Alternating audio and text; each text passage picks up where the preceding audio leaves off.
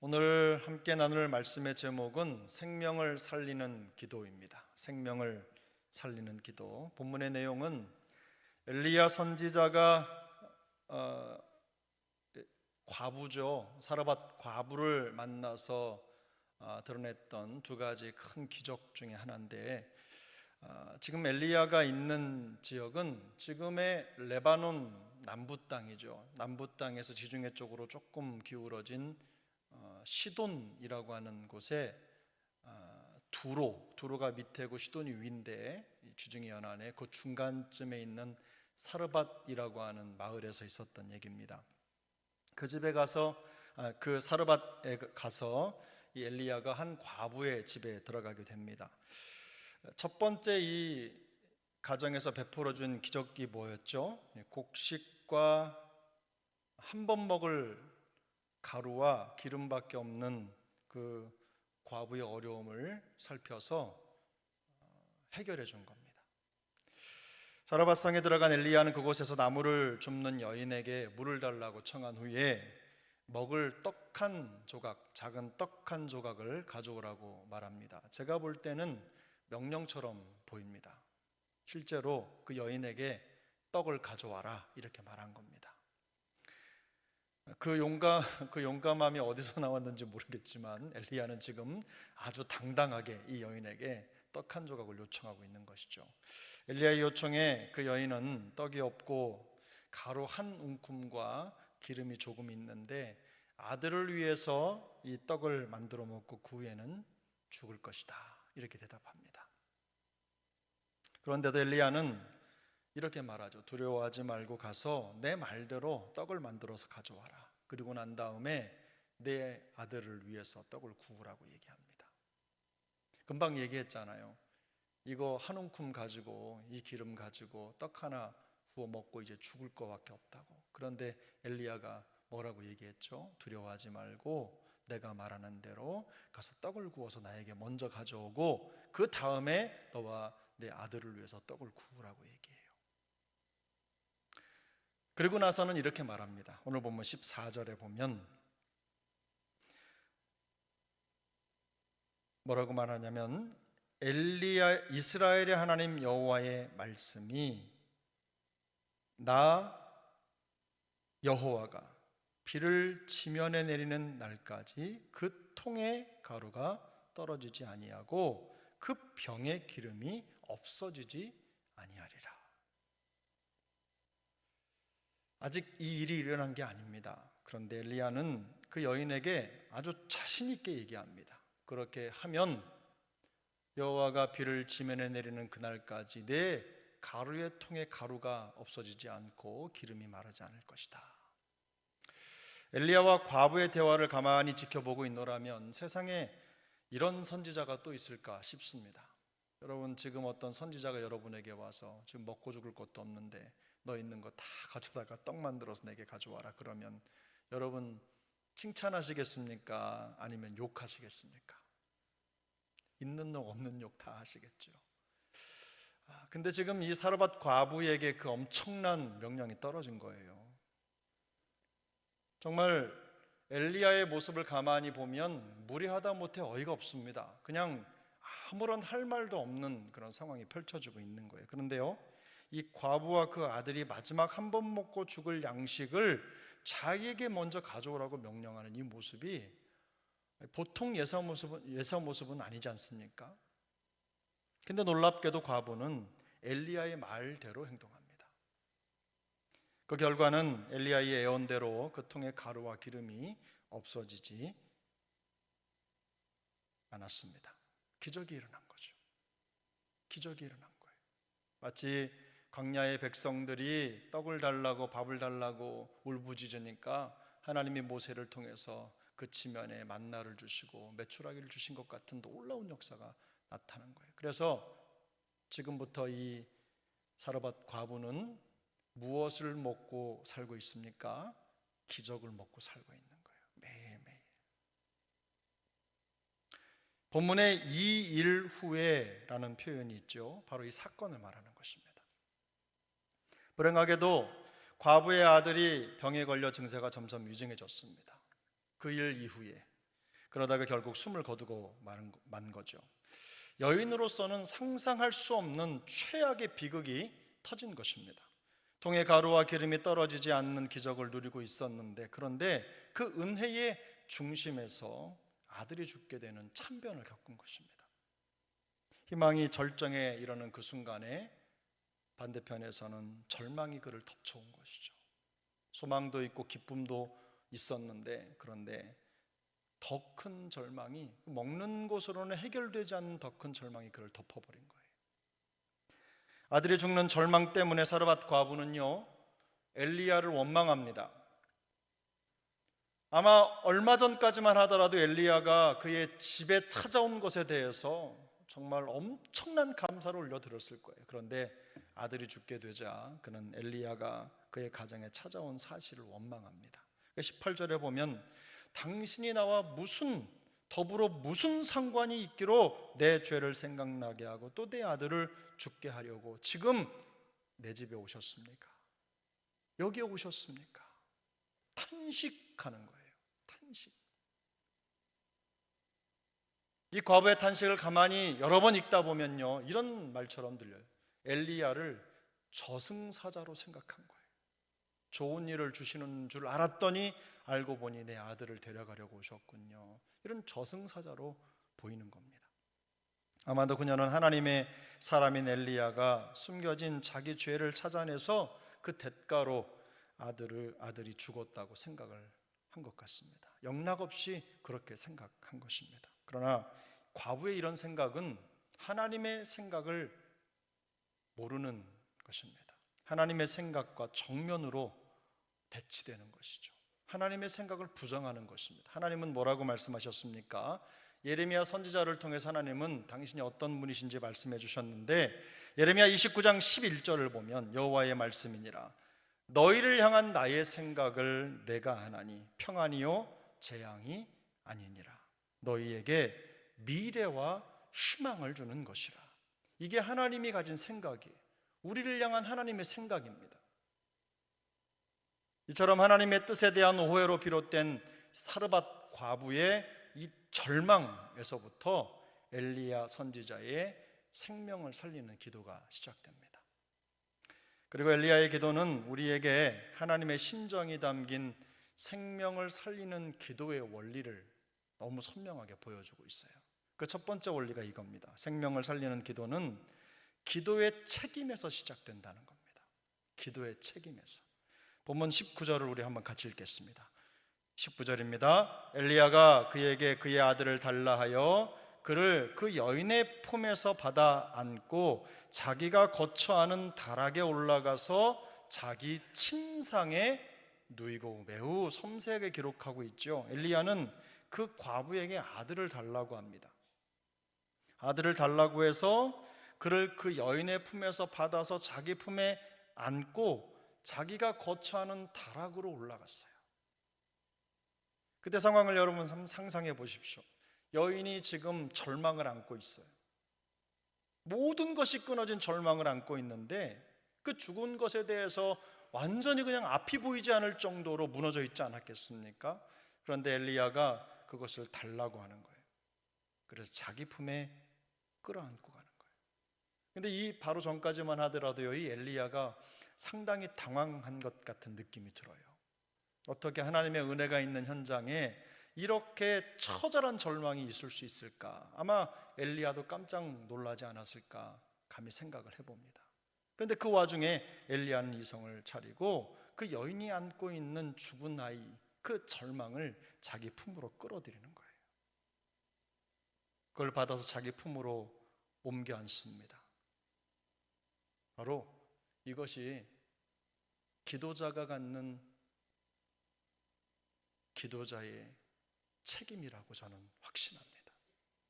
수많은 세상 사람들의 절망을 자기 품으로 끌어안아 그것을 가지고 기도하는 거예요. 내 것처럼 여기고. 아들의 죽음이라는 여인의 절망을 오롯이 넘겨받아서 자기의 품으로 품어 기도하는 모습, 바로 죄로 죽은 우리를 끌어안으시는 예수님의 십자가를 닮지 않았습니까? 예수님이 죄로 죽을 수밖에 없는 우리를 끌어안고 우리를 살리기 위해서 그 십자가의 고통을 감내하셨던 그 모습을 담지 않았습니까? 너무나 당혹스러운 모습이지만 그러나 너무나 찬란한 미래가 준비되고 있는 과정 아닙니까? 아들이 죽은 것은 엘리야의 잘못이 아니죠. 엘리야가 뭘 잘못했습니까? 중병에 걸려서 죽게 된 그 아들이 엘리야에게 무슨 잘못이 있겠어요? 그러나 엘리야는 여인의 절망을 자기의 절망으로 받아들이고 있는 거예요. 그리고 그것을 위해서 이제 처절하게 중보하며 기도합니다. 엘리야는요, 오늘 본문 뒤쪽에 보면 이런 21절에 이런 표현이 있죠. 그 아이 위에 몸을 3번 펴서 엎드리고 그랬어요. 이 몸을 펴서 그 아이에 엎드렸다는 건 무슨 말입니까? 감겨진 그 아이의 눈에 내 눈을 붙이고, 그 아이의 코에 내 코를 붙이고, 그 아이의 입에 내 입을 붙이고, 내 손을 펴 그 아이의 손을 붙잡고 내 가슴을 그 아이의 가슴에 붙였다는 뜻 아니에요? 몸을 펴서 그 아이와 똑같이 그렇게 누운 겁니다. 어떻게 보면 아마도 밖에서 누군가 그 엘리야의 모습을 봤다면 저 사람 지금 뭐 하는 거야? 무슨 이상한 주술적인 행동하는 거 아니야? 이렇게 생각할 수 있겠지만 그거 아닙니다. 자신의 살아있는 몸을 아이의 차가운 시신 위에 완전히 폭에 얹으면서 그 아이와 자기를 동일시하는 거예요. 그 아이와 자기를 동일시하는 거예요. 마치 여인이 끌어안았던 그 절망을 자기의 절망으로 끌어들여서 자기 것처럼 품어안은 것입니다. 그리고 그의 고통과 절망을 완전히 자기 것으로 받아들이면서 하나님 앞에 그 마음을 쏟아 올려드리는 매우 영적인 도전이고 시도입니다. 엘리야는 과부의 절망과 고통을 공감하는 간절한 기도를 하나님 앞에 올려드립니다. 그 하나님의 심정을 지금 표현하고 있는 거죠. 하나님은 과부의 탄식처럼 우리의 죄를 물어 고난을 주시고 고통과 재앙으로 대가를 치르게 하시는 분이 아니시다. 이걸 엘리야가 지금 이 간절한 기도, 생명을 살리는 기도, 그 절망을 품고, 그리고 어떤 기도입니까? 그 기도의 책임을 가슴속에 품고 기도하는 그 기도의 사명을 보여주고 있는 거예요. 이것이 바로 책임 있는 중보의 모습인 거죠. 히브리서 4장 15절은 우리에게 이렇게 말씀합니다. 우리에게 있는 대제사장은 우리의 연약함을 동정하지 못하실 리가 아니요 모든 일에 우리와 똑같이 시험을 받으신 이로되 죄는 없으시니라.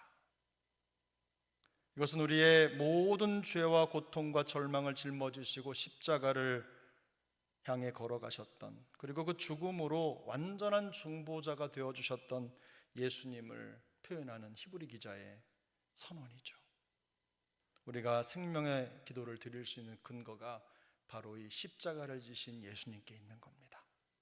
우리는 그 주님의 그 모습을 따라가는 거죠. 주님은 우리의 짊어져야 할 죄와 고통, 그 죽음을 온몸으로 끌어안아서 그것을 담당하심으로 진정한 중보자가 되어주셨어요. 그래서 우리가 주님의 이름을 의지하고 복음 없는 절망에 빠진 영혼들을 위해 기도할 수 있는 겁니다.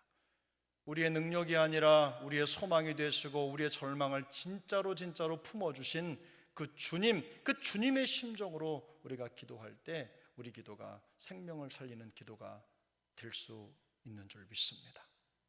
이 에나꼬레는 바로 그런 자리입니다. 우리가 그 절망을 품고 우리 주변에 소망 없이 살아가는 영혼들, 어쩌면 우리의 절망, 우리의 한계, 우리의 연약함을 하나님께 올려드리면서 주님의 이름을 의지하고 그 십자가를 의지하고 달려나가는 현장인 겁니다.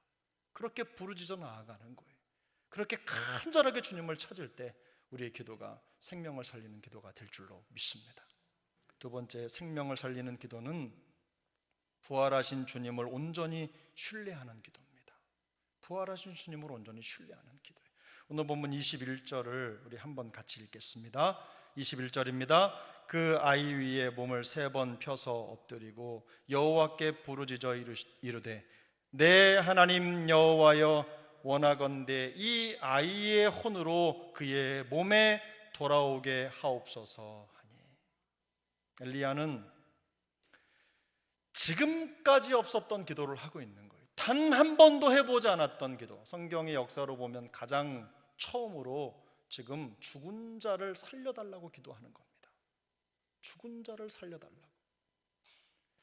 이 아이의 영혼이 그의 몸에 돌아오게 하옵소서. 이 아이의 혼이 그의 몸에 돌아오게 하옵소서. 얼마나 간절했겠어요. 지금까지 누구도 드려본 적이 없는 기도인 거죠. 어떻게 엘리야가 이렇게 말도 안 되는 기도를 드릴 수 있었을까요? 천지를 지으신 여호와 그 하나님, 우리의 생명의 주관자 되신 그 하나님을 믿었기 때문입니다. 시돈 땅 사르밧이라고 하는 곳은요, 당시에는 바알을 섬기던 땅입니다. 풍요의 신이죠. 넉넉하게 살면 전부인 그 신, 그 우상을 섬기던 그 땅 한가운데에서 그는 지금 그 땅의 지배자로 알려져 있는 바알이 아니라 살아계신 하나님이 참신이라는 것을 증명해 보이고 있는 겁니다. 그 땅의 주인은 바알이 아니다. 살아계신 하나님, 생명의 주인이신 하나님, 천지만물의 주제이신 하나님이 진정한 주인이시다. 이걸 지금 드러내 보여주고 있는 거예요. 그걸 걸고 기도하는 거예요.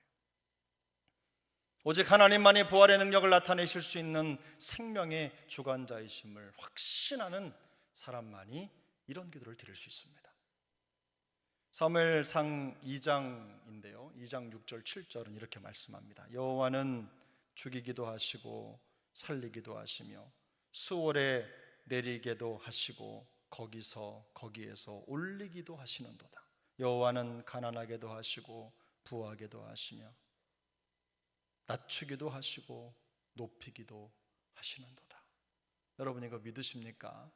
믿어도 이게 내게로 오면 참 어렵죠. 그래도 여러분 믿으셔야 합니다.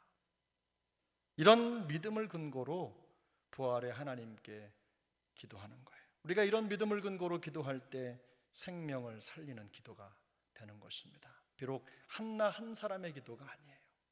사무엘을 얻은 기쁨으로 충동적으로 드리는 기도가 아니라 하나님은 살리기도 하고 죽이기도 하시며 수월에 내리기도 하시고 거기서 우리를 끌어올리기도 하시며 가난하게도 하시고 부하게도 하시고 낮추기도 하시며 높이기도 하시는 하나님이라는 절대 믿음이 기도의 근거가 되는 것입니다. 주님은 이렇게 말씀하셨어요. 요한복음 11장 25절 26절에서 예수께서 이르시되 나는 부활이요 생명이니 나를 믿는 자는 죽어도 살겠고 무릇 살아서 나를 믿는 자는 영원히 죽지 아니하리니 이것을 내가 믿느냐. 대개는 여기 영원히 죽지 아니하리니 여기까지만 알고들 계시죠. 그런데 이 구절의 가장 핵심 포인트는요, 이것을 네가 믿느냐 여기 있습니다. 주님은 자신이 부활이요 생명이며 생명의 주관자시라는 것을 설득하지 않습니다. 사람들을 불러서 내가 그런 하나님이다, 내가 그걸 할 수 있다 라고 말씀하시지 않아요. 그 대신 어떻게 하시죠? 그것을 네가 믿느냐 이렇게 물어보시는 거예요. 우리가 믿든 안 믿든 하나님은 변하지 않으십니다. 우리가 생명의 주관자이심을 믿든 안 믿든 하나님의 상황은 바뀌지 않아요. 하나님은 동일하신 분이십니다. 부활의 주관자이시고 생명의 주관자이십니다. 핵심은 우리가 그 진리를 진정으로 믿고 있느냐,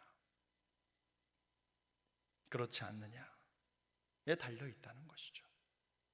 혹시나 하는 믿음으로 드리는 기도는요, 생명을 살릴 수가 없습니다.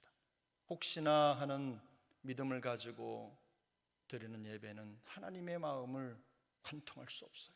혹시나 하는 마음을 가지고 부르는 찬양은 하나님의 귓전에 다가설 수 없습니다.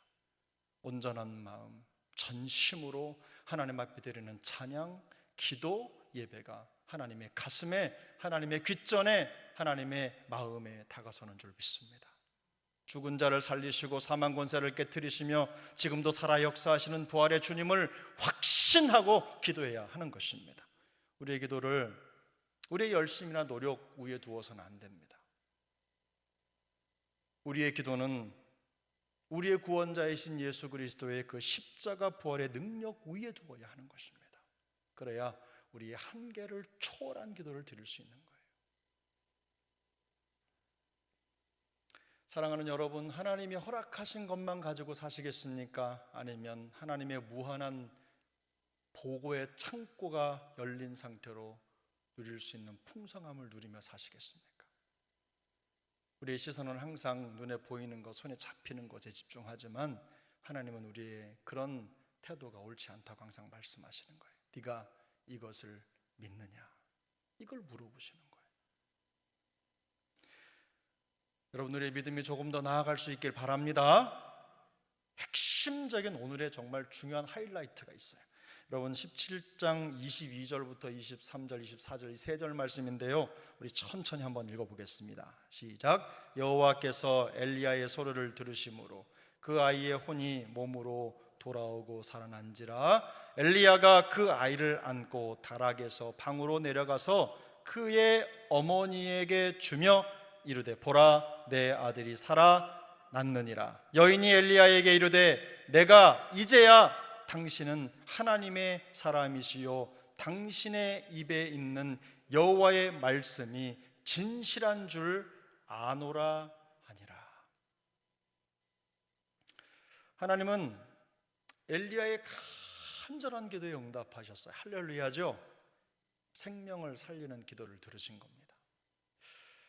근데 응답의 과정을 가만히 이 응답의 과정을 지켜보면 사르밧 과부의 마지막 이 하이라이트에 우리가 시선을 두어야 되는데, 중간에 이것저것 있지만 다른 번역을 읽어보면 명확하게 뭐라고 써 있냐면 내가 이제야 알았다 이렇게 써 있어요. 내가 이제야 알았다. 그 중간에 뭐 내가 이제야 당신은 하나님의 사람이요 당신의 입에 있는 여호와의 말씀이 진실인 줄 이렇게 써 있지만 그거 다 빼고 핵심은 내가 이제야 알았다 입니다. 그런데 여러분, 사르밧 과부가 이전에 엘리야가 누군지 몰랐을까요? 바로 아들이 죽기 이전까지 엘리야가 누군지 몰랐을까요? 그는 이미 엘리야가 하나님의 사람인 줄 알고 있습니다. 이전에도 그는 엘리야에게 비슷한 고백을 한 적이 있어요. 자기 절망에 눌려있는 자기에게 찾아와서 떡을 달라 할 때 그는 이렇게 고백했죠. 12절에 보면 당신의 하나님 여호와께서 살아계심을 두고 맹세하노니 그랬어요. 하나님을 인정합니다. 하나님이 살아계심을 인정하는 거예요. 콩에 가루와 기름이 떨어지지 않는 것을 경험하면서도 엘리야가 하나님의 사람이고 그리고 하나님이 살아계시다는 것 충분히 알고 있어요. 자기 눈으로 목격했고 지금 내 입으로 들어가는 가루와 기름이 하나님의 기적을 통해, 그 하나님의 사람 엘리야를 통해 나타난 기적의 증거이기 때문에 그는 하나님을 알고 있어요. 그는 사실 매일 기적으로 사는 인생입니다. 매일같이 기적을 먹고 그걸 누리고 있는 인생인 거예요. 그러나 그녀는 지금 뭐라고 얘기합니까? 내가 이제야 알았다. 고백의 변화가 생긴 겁니다. 이전에는 자신을 먹여 살리는 하나님 정도로 이해하는 거죠. 그저 먹고 살면, 자기의 풍요를 책임지면 능력 있는 하나님으로 생각한 거예요. 지금 이 여인의 머릿속에는 그가 하나님인지 바알인지 구분이 안 되는 겁니다. 그런데 이 고백 속에 이제 변화가 생긴 거예요. 이제야 알았다는 건 뭐예요? 하나님을 죽음을 이기시는 생명의 하나님으로 믿기 시작했다는 겁니다. 그 하나님을 고백하게 된 거예요. 하나님을 진정한 생명의 주관자로 알게 된 것입니다. 이거죠. 때론 절망과 좌절의 순간이 우리에게도 오지요. 힘든 시간들이 있습니다. 신앙생활 하다 보면 좋은 일만 있는 게 아니라 어려움도 있어요. 근데 이전에 경험하지 못했던 정말 너무나 힘든 그런 시간들이 우리에게 주어졌을 때 또다시 그게 기회가 되는 이유가 무엇입니까? 내가 지금까지 알던 하나님이 아닌 더 깊고 충만한 하나님을 만나게 된다는 거예요. 그런 어려움을 통해서 하나님은 우리가 단지 기름과 가루에만 만족하는 신앙에 머물러 있는 걸 원하지 않으십니다. 배부르고 풍성하게 사는 그런 인생 정도로 만족해 살아가는 거, 그것으로 하나님 살아계십니다 증거하는 이런 정도의 신앙에 머물러 있는 걸 원치 않으세요. 그래서 때로는 죽은 아들 같은 절망도 주시는 겁니다. 고난도 주시는 거예요. 상처도 주시는 거예요. 그런 기회를 통해서 우리를 생명을 살리는 기도회까지 나아가게 하시는 거예요.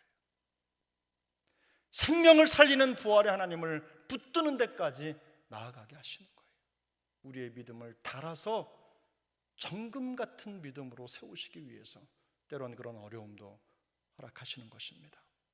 저는 우리 에나꼬레가 그저 먹을 것 달라고, 오늘 사르밧 과부의 이전의 고백처럼 쌀독에 쌀이 마르지 않고 기름병에 기름이 달지 않으면 족한 인생을 살게 해달라는 기도로 그냥 채워지는 이 에나꼬레가 되지 않기를 바랍니다. 이곳에 와서 기도할 때 죽음을 이기신 하나님을 만나게 되기를 축복합니다. 우리의 부활의 능력이시고 생명이신 하나님을 손에 잡게 되기를 바랍니다. 우리의 가슴에, 우리 다친 눈에, 호흡에, 귓전에 역사하시고 말씀하시고 보여주시는 하나님의 기적들이 더욱더 많이 경험되기를 바라요. 사르밧 과부처럼 그래서 이제야 내가 주님을 알았습니다, 이 고백이 매번 기도할 때마다 새로워질 수 있기를 예수님의 이름으로 축복합니다. 우리의 기도가 부활이요 생명이신 우리 구주 예수의 이름을 의지하고 드리는 생명 살리는 기도가 되기를 바라고, 우리가 간절히 이곳에서 기도할 때 그 기도의 미사일이, 기도의 능력이 우리 사랑하는 자녀들의 인생 속에, 또 생명이 필요한 영혼들의 심령 속에 정말 화살처럼 능력으로 나타날 수 있게 되기를 예수님의 이름으로 축복합니다.